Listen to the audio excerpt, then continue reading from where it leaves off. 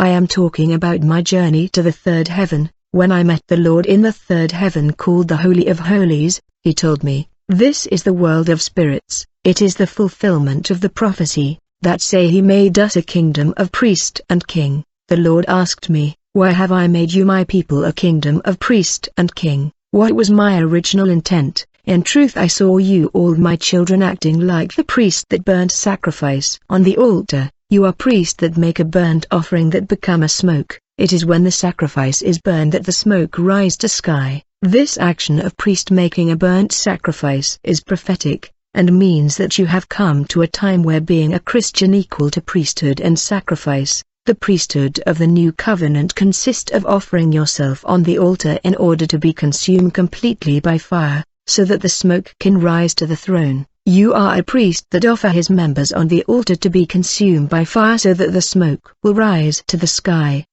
Paul said, "Therefore, I urge you, brothers and sisters, in view of God's mercy, to offer your bodies as a living sacrifice, holy and pleasing to God. This is your true and proper worship. Unless you become a burnt offering who have been consumed by fire, you will not render the Lord the correct cult." The sacrificial lives of the believers laid on the altar of purification produced effective instrument, who will now be sent into the fields to reap the great harvest of the end of days. As far as the Lord is concerned, his death on the cross is the altar of sacrifice. It is written, "And when Jesus had cried with a loud voice, he said, Father, into thy hands I commend my spirit," and having said thus, he gave up the ghost, which is the great mystery of the escape of the spirit, symbolized by the rising smoke of burnt offering, for when the burnt offering is consumed fire rise to the sky. Jesus told me, "The church is in a period that I call the age of cleansing by fire,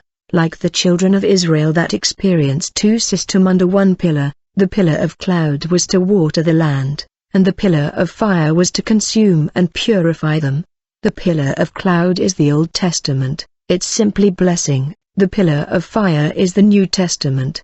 The pillar of cloud speak of the watering of the land, which means blessing in the Old Covenant. However, the pillar of fire speak of the church age, where the Lord is molding the elect on the altar through fire. For the Bible say the God of our Father would raise another prophet in the likeness of Moses. When Jesus came, he did not bring a pillar of cloud but a pillar of fire for the purification and transformation of the people. The current priesthood consists of being an offering that is consumed by fire on the altar.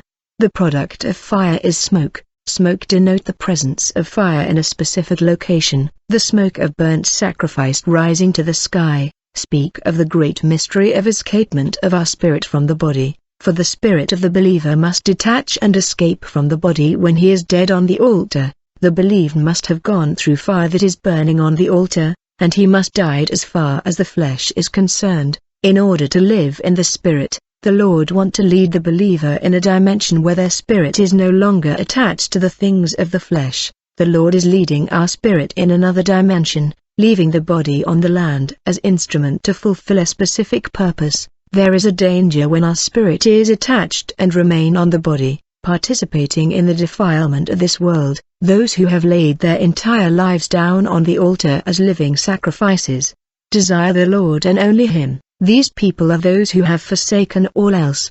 They care not for things of this world. These are those with their oil lamps full, ready and waiting for their groom. They are identified with that which is in the unseen, in the outer court. In the inner court the Lord wanted to bless and filled my people with blessing, but in the Holy of Holies, which is the third heaven, it is no longer about blessing, where the believer find his pleasure only in God's presence.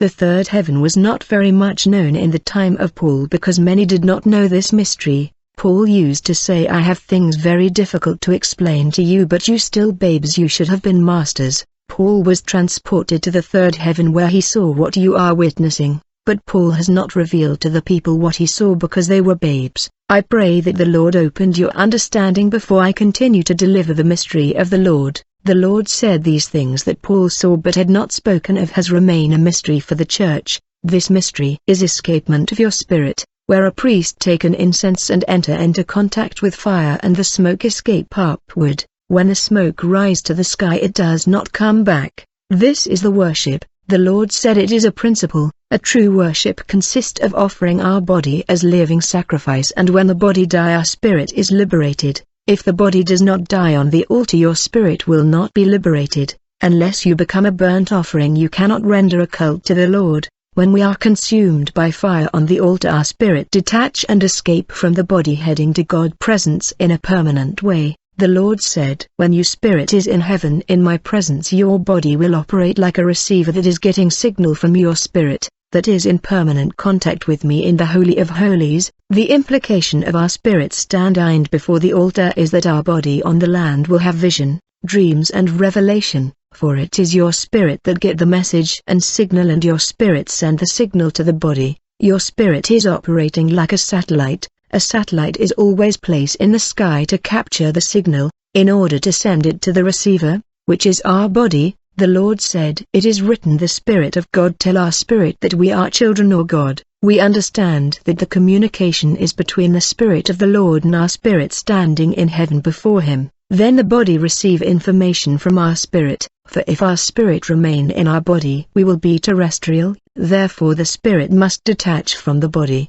The Holy of Holies, which is the third heaven, is where the fulfillment of the mystery of the cross is fulfilled. Like I said on the cross the Lord stayed, Father, I commend my spirit to you. According to the Lord, the cross is the altar of sacrifice, consumed by fire for the escapement of our spirit. When we die on the altar of the cross consumed by fire of trials and test, our spirit immediately detach from the body and escape to the court of heaven before the throne of the owner and master of all spirit. As a result we become like angel, for it is written, see that you do not look down on any of these little ones, for I tell you that their angels in heaven always see the face of my Father in heaven. When we die on the altar of the cross our spirit will rise and stand beholding continually the face of the Lord like angels. The Lord said the motivation of the believer should have been to hand their spirit to the Lord, for that which is spiritual is far more influential and real than that which is tangible. I was stunned what the Lord said.